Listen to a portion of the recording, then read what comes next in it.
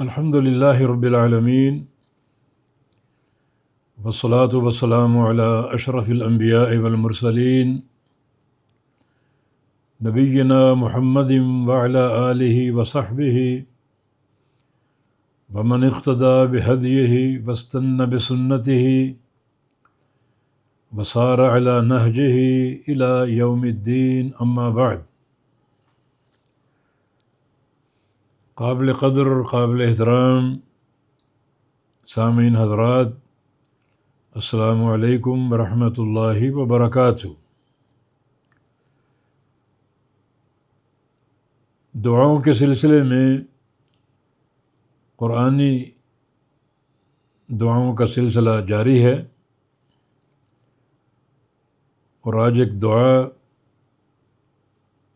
جو قرآن پاک کی سورۃ الفرقان میں موجود ہے۔ سورۃ الفرقان آیت نمبر 65۔ دعا کے الفاظ ہیں: ربنا اصرف عنا عذاب جہنم ان عذابها کان غراما۔ ربنا اصرف عنا عذاب جہنم ان عذابها کان غراما۔ ترجمہ: اے ہمارے رب، اصرف پھیر دے، عنا ہم سے، عذاب جہنم جہنم کا عذاب، ان عذابها کان غراما بے شک اس کا عذاب دائمی ہے اور جان چھوڑنے والا نہیں ہے۔ یہ ہمیشہ ہمیشہ کا عذاب ہے جس میں کبھی کوئی وقفہ نہیں ہوگا۔ تو یہ وہ دعا ہے، بڑی عظیم دعا۔ یہ دعا عباد الرحمن کی ہے، رحمان کے بندوں کی۔ یہ پورا ایک رکوع جو آخری سورۃ الفرقان کا ہے، اس میں عباد الرحمن کی دعائیں، ان کے اوصاف، ان کا عقیدہ اور ان کے اخلاق کا ذکر ہے۔ تو یہ ایک دعا عباد الرحمن کی۔ عباد الرحمن کیا ہے؟ عباد عبد کی جمع ہے، معنی رحمان کے بندے، یعنی وہ لوگ جن کو رحمان کی عبودیت میں ہمیشہ داخل اور قائم رہنے کا شرف حاصل، ان کا رحمان ہی سے تعلق ہے، رحمان ہی کو پکارتے ہیں، رحمان ہی کی عبادت کرتے ہیں، رحمان ہی کو مشکل کشا مانتے ہیں، رحمان ہی کو داتا، غوث اور دستگیری کرنے والا مانتے ہیں۔ تو یہ عباد الرحمن ہے۔ وہ لوگ جو رحمان کے ساتھ اوروں کو شریک اور شامل کر لیتے ہیں، فلاں داتا ہے، فلاں دستگیر ہے، اور فلاں مشکل کشا ہے، فلاں حاجت روا ہے، وہ عباد الرحمن نہیں ہے، وہ عباد الرحمن کے دائرے سے خارج ہیں۔ تو یہاں خالص ان بندوں کا ذکر ہے جو واقعتاً رحمان کے بندے ہیں اور ہمیشہ رحمان کی عبودیت میں موجود اور قائم رہتے ہیں۔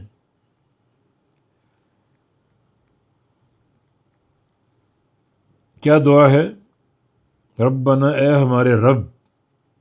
یہ ہم بار بار کہتے ہیں کہ ہر دعا یا تو ربنا سے شروع ہوتی یا اللہم سے شروع ہوتی۔ یہ دعا ربنا سے شروع ہوئی، اے ہمارے رب، یعنی اے ہمارے خالق، اے ہمارے مالک، اے ہمارے رازق، اے ہماری مشکل کشائی کرنے والے، اے ہماری حاجت روائی کرنے والے، اے ہمارے داتا، اے ہمارے غوث، اے ہماری دستگیری کرنے والے، سب اللہ۔ یہ دعا انہی بندوں کی ہے، انہی بندوں کو زیب دیتی ہے جن کا ان سارے معانی کے ساتھ رب کے ساتھ تعلق ہے۔ جو داتا کسی اور کو، مشکل کشا کسی اور کو مانتے ہو، پکارتے کسی اور کو ہوں، انہیں ربنا کہنے کا کوئی حق نہیں ہے۔ یہ حق صرف ان لوگوں کا ہے۔ یہ سارے معنی اللہ کی ذات میں تسلیم بھی کرتے ہیں، مانتے بھی ہیں، قبول بھی کرتے ہیں، اور زندگی پر اس کو عقیدہ بنا کر اس پر قائم ہیں، ڈٹے ہوئے ہیں۔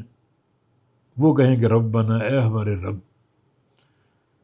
اسی کو پکارتے ہیں، اسی کو حاجت روا مانتے ہیں، اسی سے استغاثہ کرتے ہیں، وہ ربنا کہیں گے، اور ان کا ربنا کہنا قابل قبول ہوگا۔ تو عباد الرحمن، ان کی دعا ربنا، اے ہمارے رب، اے ہمارے پالنے والے، شفا دینے والے، اولاد دینے والے، رزق دینے والے،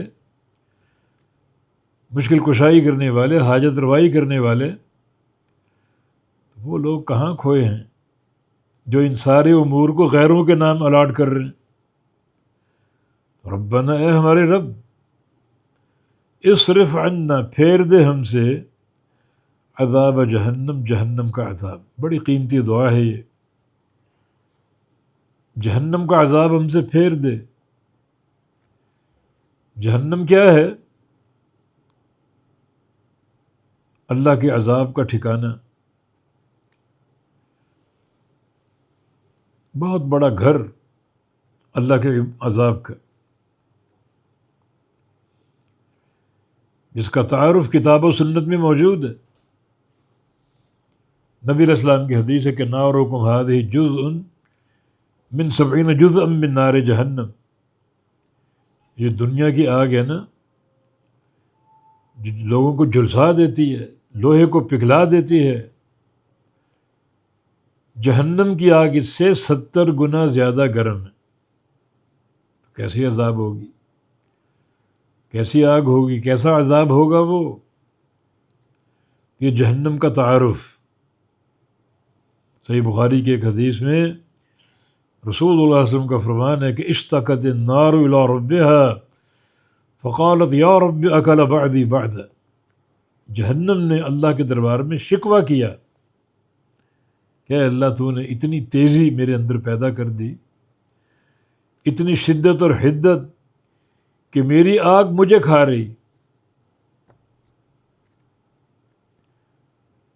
تب سے اللہ تعالیٰ نے جہنم کو 2 سانسیں دے دیں، ایک سانس باہر کو نکالتی، ایک سانس اندر کو کھینچتی۔ جو سانس باہر نکالتی ہے اس میں دنیا میں شدت کی گرمی ہوتی ہے، اور جو سانس اندر کو کھینچتی ہے اس میں دنیا میں شدت کی سردی ہوتی ہے۔ یہ جہنم، اللہ کا عذاب۔ تو عباد الرحمن اس دعا میں اللہ تعالیٰ سے کیا طلب کر رہے ہیں؟ ہم سے جہنم کا عذاب پھیر دے۔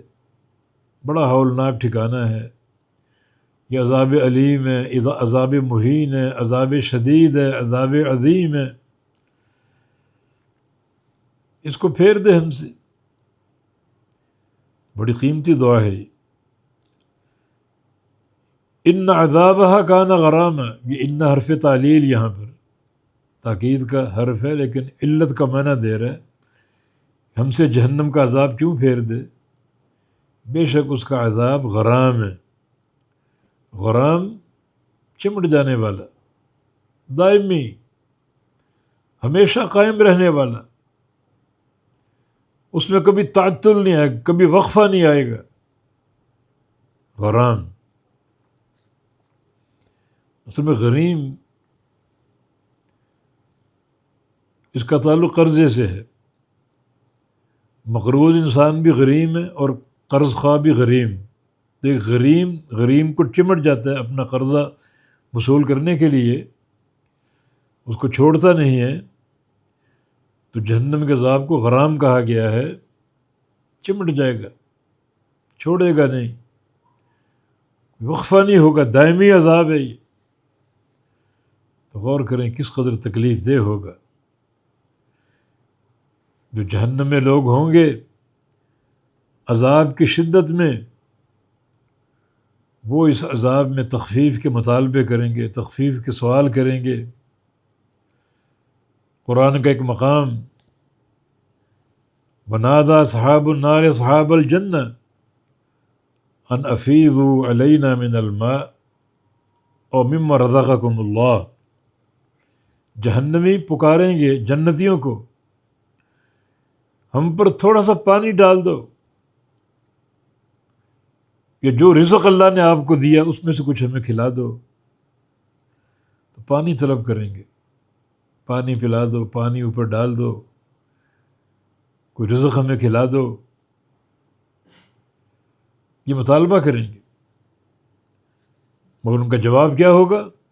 قالوا ان اللہ حرمہما علی الکافرین، بے شک اللہ تعالیٰ نے ان دونوں چیزوں کو کافروں پر حرام کر دیا، نہ ان کو پانی ملے گا نہ ان کو کھانا ملے گا۔ یہ دائمی عذاب، ایک لمحہ بھی ایسا نہیں آئے گا کہ ان کو ٹھنڈا مشروب یا ٹھنڈا پانی پیش کر دیا جائے، کچھ تخفیف ہو جائے، کوئی عذاب ہلکا ہو جائے، ایک لمحہ ایسا نہیں۔ سعید بن جبیر علماء تابعین میں سے، وہ کہتے ہیں کہ ینادی الرجل اباہ او اخاہ، یعنی منظر یہ ہوگا کہ جہنم میں ایک بیٹا ہے، باپ اس کا جنت میں، بیٹا باپ کو پکارے گا کہ ابو جان مجھے تھوڑا سا پانی دے دو، تھوڑا سا کھانا دے دو۔ یا بھائی ہے دوسرے بھائی کو پکار رہا ہوگا، کچھ پانی ڈیل دو ہم پر، کچھ جنت کی نعمت ہمیں دے دو۔ بیوی شوہر کو یا شوہر بیوی کو پکار رہا ہوگا کہ دنیا میں ایک ساتھ گزرا ہے، ہم پر یہ احسان کر دو، کچھ دیر کے لیے پانی ہم پر گرا دو اور انڈیل دو، کوئی لقمہ ایک جنت کا ہمیں پیش کر دو۔